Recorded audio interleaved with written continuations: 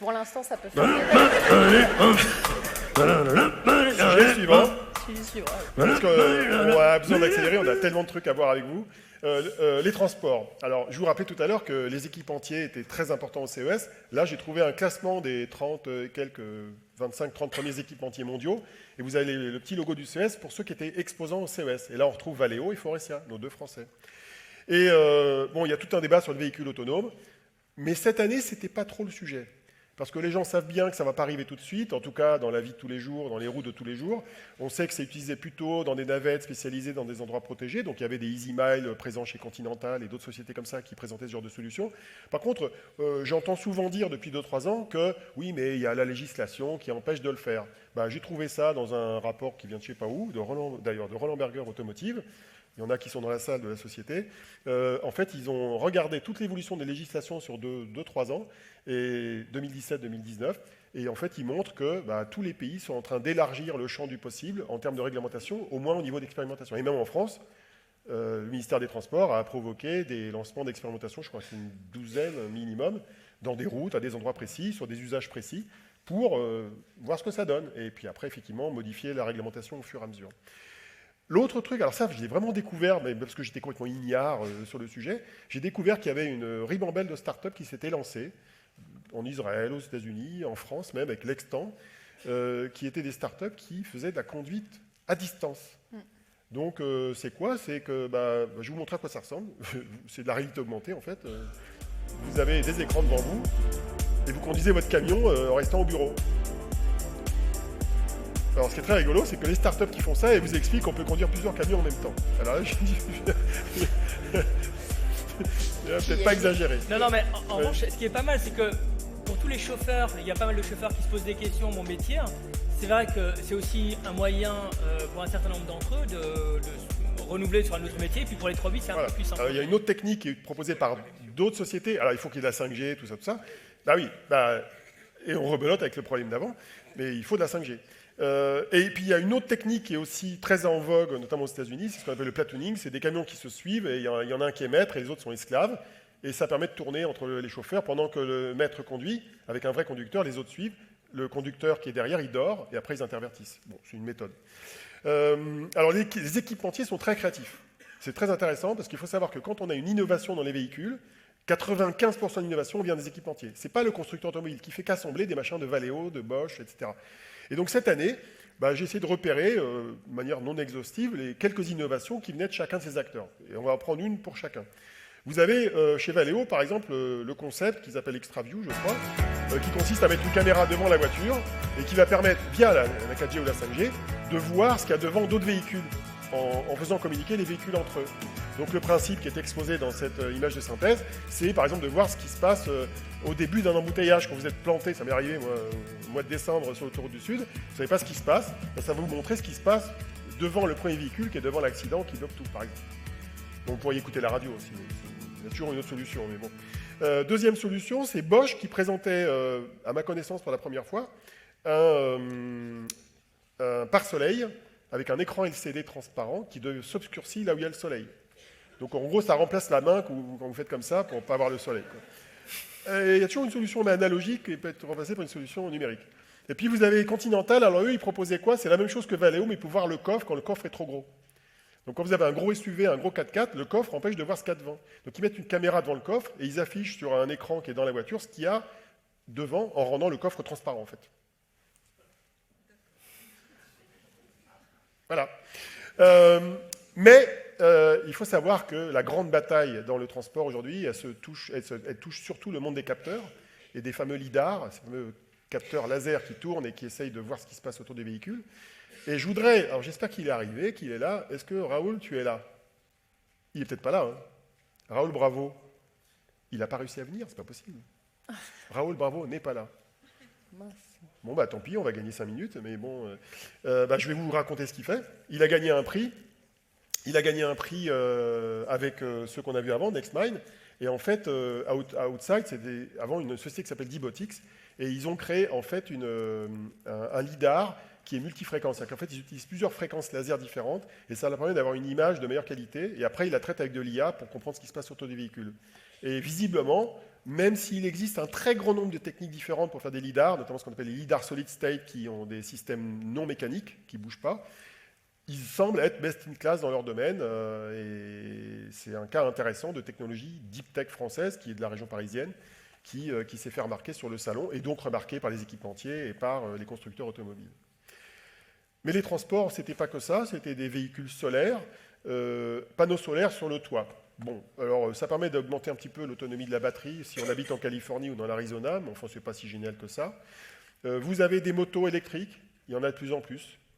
Alors, en fait, les motos, c'est quand on est jeune, hein, plutôt jeune. Hein. Harley Davidson, bon, même si il y a des Harley Davidson avec ZZ Top, vous pouvez faire à peu près 65 ans. Mais alors, quand vous êtes vraiment vieux, vous prenez ça.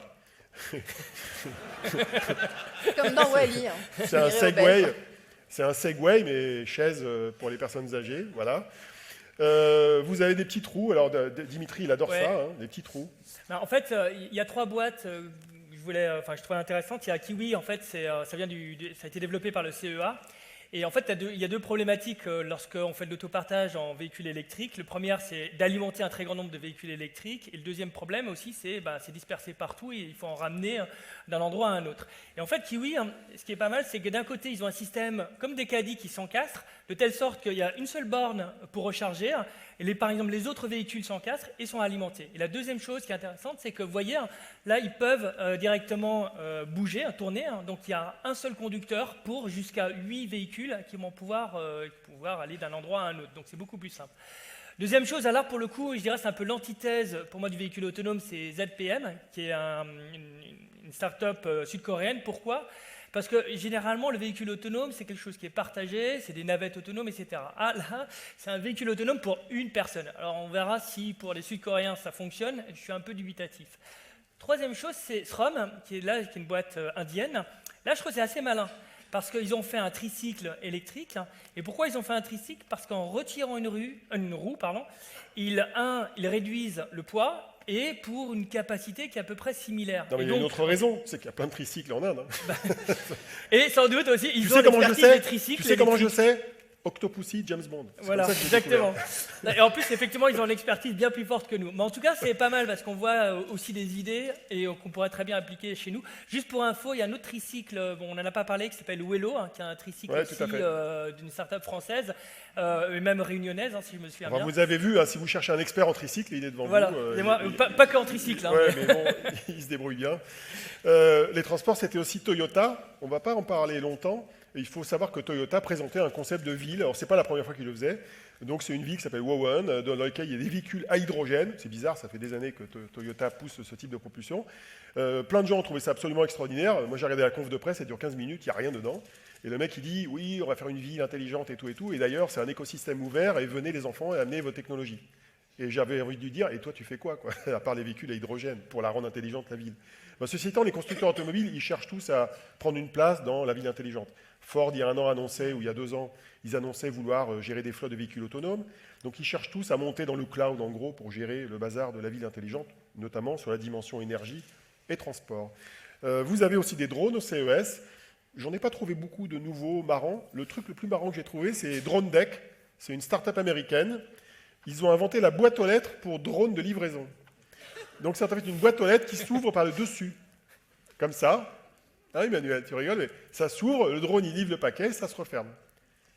Alors, peut-être qu'il faudrait qu'il y ait une trappe qui s'ouvre normalement pour les piétons, sauf si le truc n'est pas trop haut. Comme je dis à chaque fois, c'est pourquoi pas. Mais c'est le genre de start-up qui arrive. C'est un truc qui marchait quand même. Non, mais je veux dire, c'est osé, parce que bon, les drones qui livrent, ça ne court pas les rues, même si c'est expérimenté, y compris en France avec la Poste. Mais bon, aux États-Unis, c'est Amazon qui l'expérimente à quelques endroits.